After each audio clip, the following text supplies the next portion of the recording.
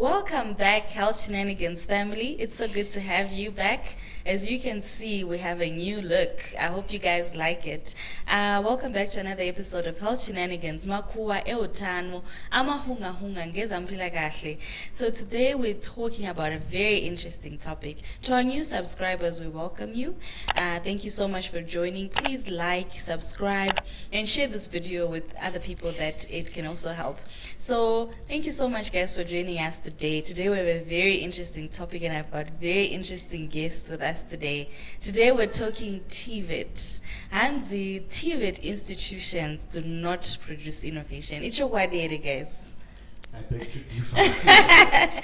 So we're going to be diving into that myth today. Health Shenanigans is a platform where we talk about myths, we bust those myths, and we clarify certain Amahunga in our communities. And today we're going to be diving into a topic, Eguti TVET does not produce innovation. I've got an amazing expert who's shaping the future of tomorrow, Engineer Maumbe. Welcome to the show. Thank you very much.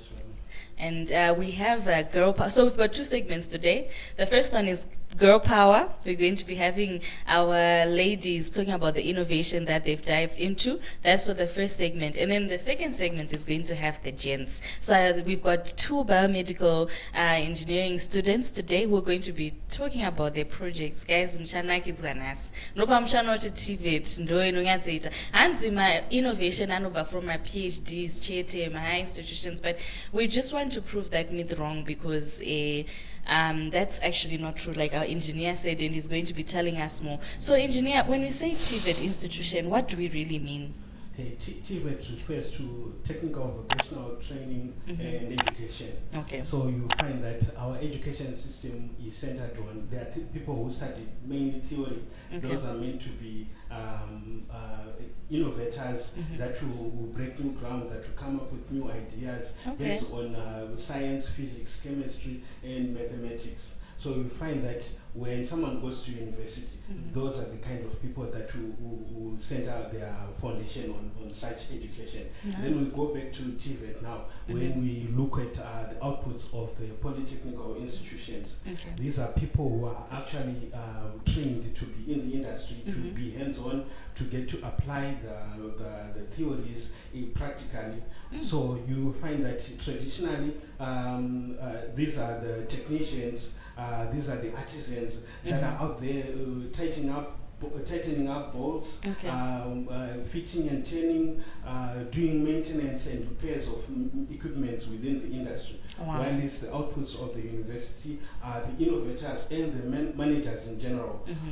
So you find that each segment of our education system has a role to play. And previously we have been overlooking the potential that TVET can, the role that TVET can play in the realm of innovation. Indeed. Yes. Thank you so much, engineer. So you heard it from him, guys, what TVET is all about. Hansi TVET only produces implementers. Now I believe it's a myth, but I also used to believe the same.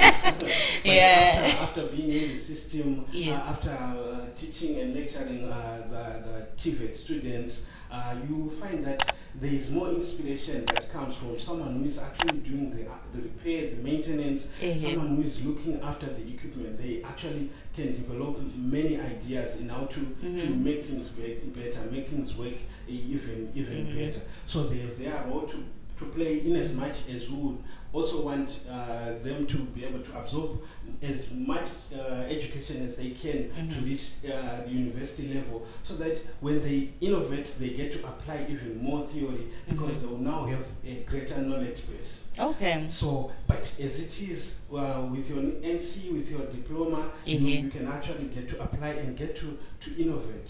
And come up with, as you will see, come up with various introduction of new ideas into existing systems. Yes. Wow, that's very interesting. So you heard it for yourself, guys. And today, the first segment, Pashonzo, who runs the world? Who is it?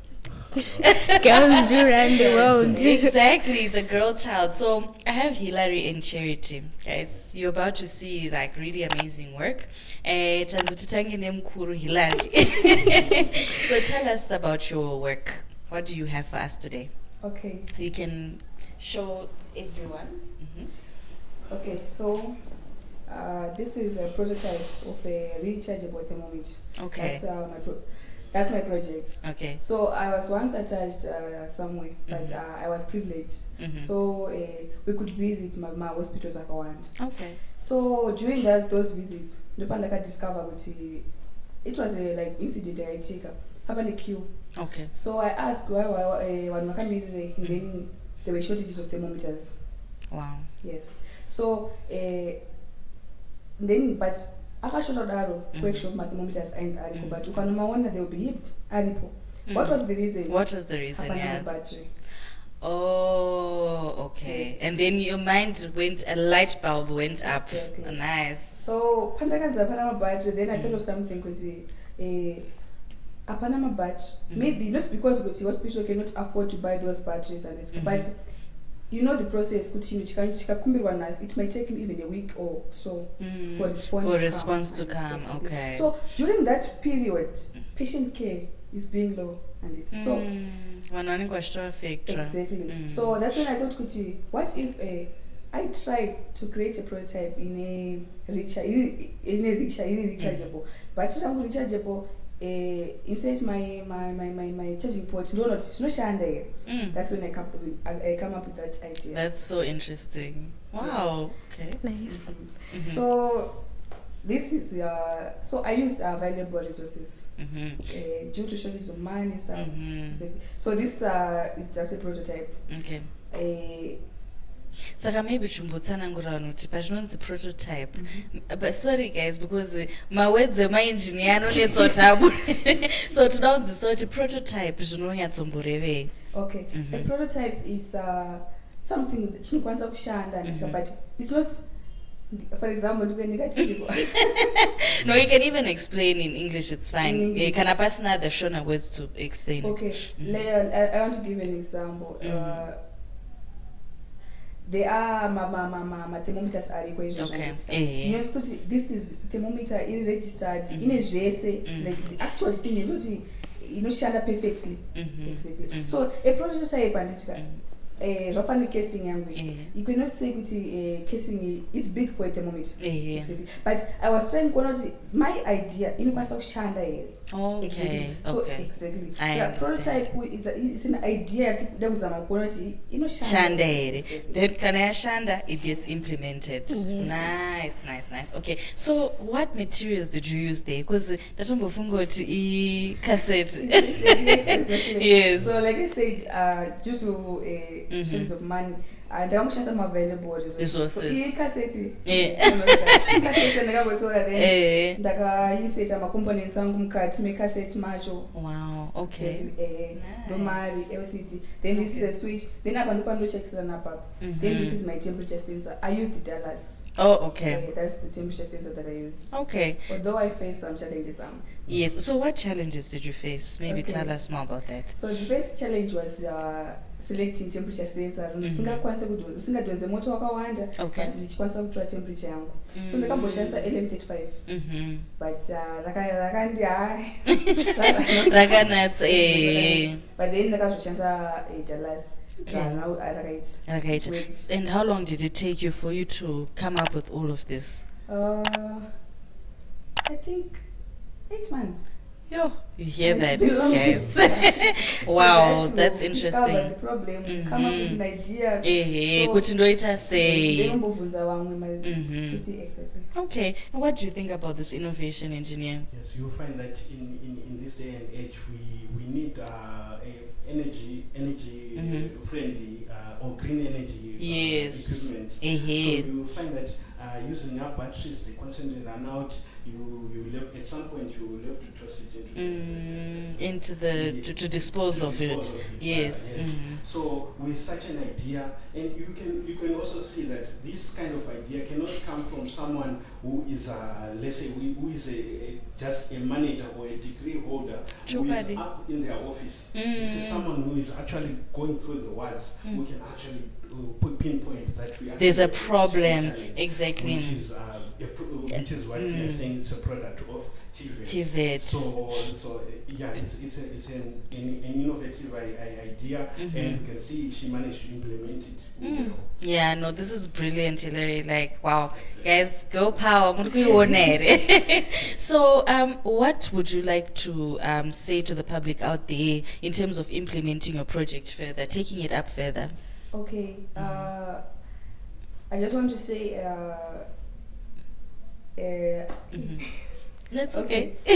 I just want to say kuti kuna vanokwanisa they can help us and me and my colleagues. Yes, exactly. I know you're trying to find the right words.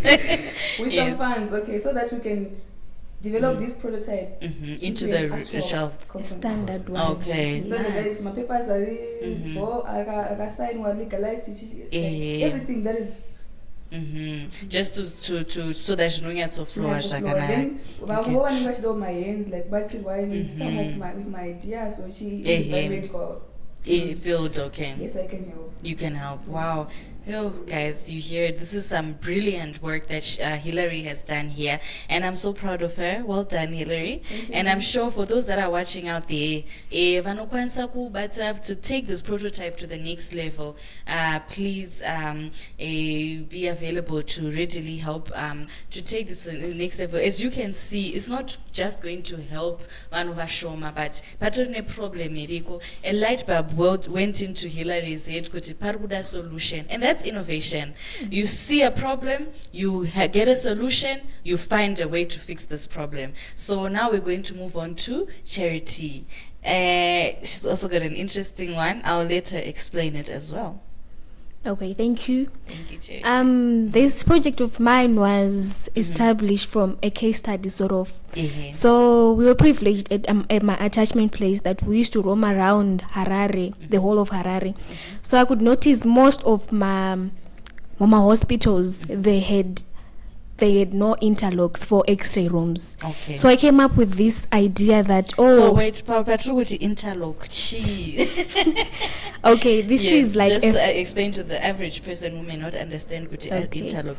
By interlock, I mean it's a fail-safe environment that provides no access so that no one can enter during exposure to radiation in an X-ray room. Okay. So an interlock is like a device which locks the door so that no one can enter or no one can come out during exposure of radiation. All right. Yes.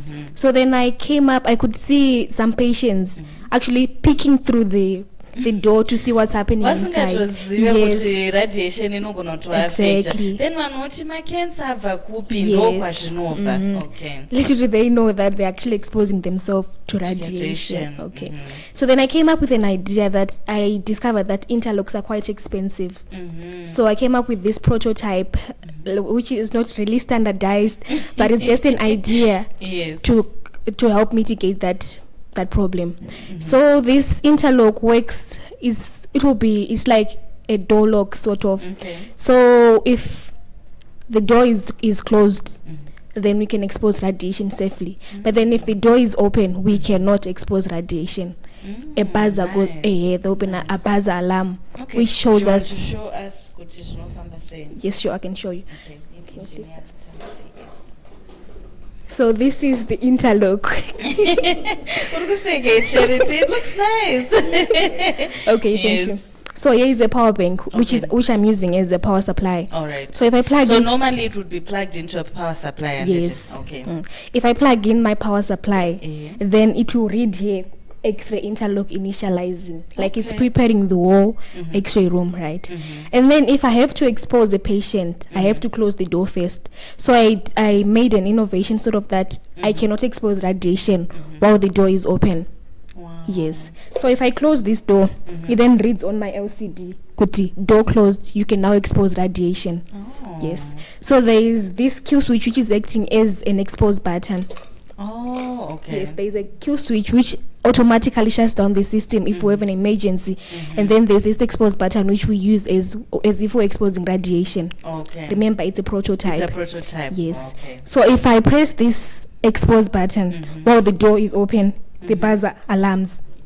Oh, yes. You can actually hear that. Yes, it's now alarming, right? Okay. Kuti door rakavhurika. Yes. Okay. So it then displays on the LCD. Kuti error, closed door. Okay. Yes. Okay. And then if we close the door, if we actually close the door, and then we expose, and then there is this indicator lamp which goes on. Oh. It's resembling a theater light. Yes. So if we close the door, then the theater light goes on, and then it reads here, exposing, like we're now exposing radiation to people. To people, on that yes. side. Oh, nice. And then if we happen to let's say a patient falls ill during exposure, we can actually shut down the whole system.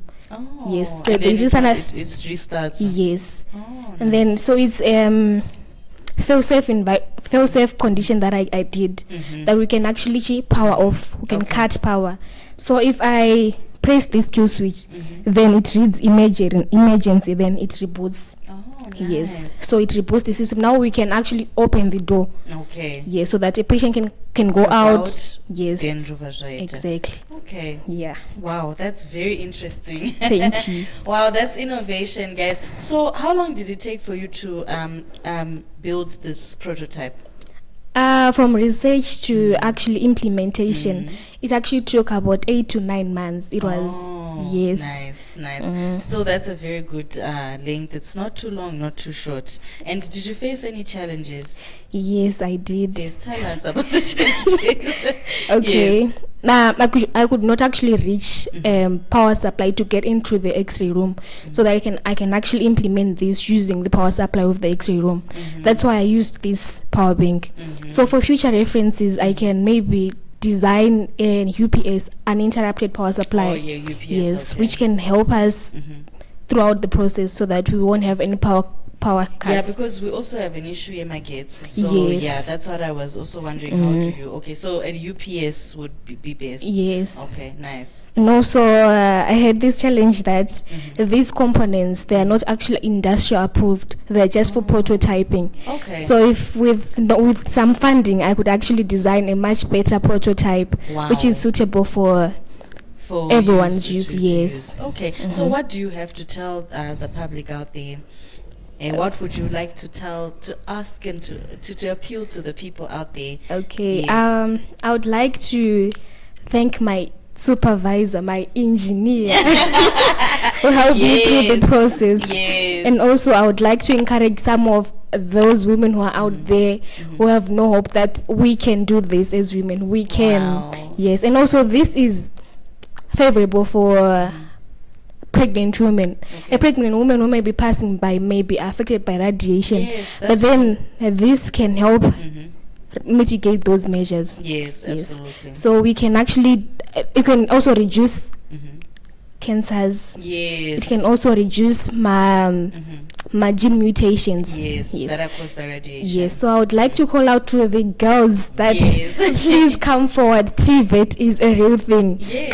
Come, let us empower ourselves. Yes. Together we can. Yes. Thank you. Thank you so much, Charity. Hilary and Charity, you guys, mandishikisa. Robuti, girl power. Thank you so much for coming on and sharing your ideas, your innovation, the prototypes. Honestly, you used what you had to create amazing ideas. Hamuna kumirira kunzi oi mari yakati mushandise, but you used what you had, which is really brilliant. Thank you so much. So guys, this is the end of our first segment, Girl Power. We'll be back with the gents.